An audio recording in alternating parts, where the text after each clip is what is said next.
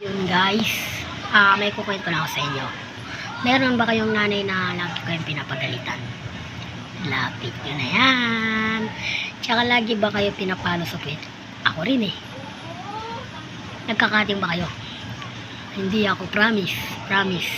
Paabutin nyo na rin ang aking subscribers. Huwag nyo na rin ipindutin ang notification bell para lagi kayong updated sa aking video. Tsaka huwag nyo kalimutan mag-like and subscribe. Tsaka mag-comment na rin kayo. Tsaka i-follow nyo rin ako. Tsaka mag-share. Supportahan nyo ko ng malakas. Ito na ang kwento natin. 1, 2, 3, go. So yun pala guys. Magbe-video nga pala ako ng kwento nyo. Tanungin nyo muna. Alam nyo ba, ang ulam ko lagi, sinigang, adobo, o kaya gulay, ayun. Kapag naman ayaw ko ng gulay,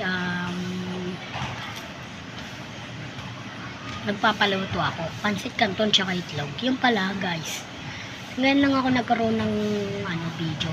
Napanood ko lang to sa TikTok. Yung pinalo na ako, biglang. Naging 4.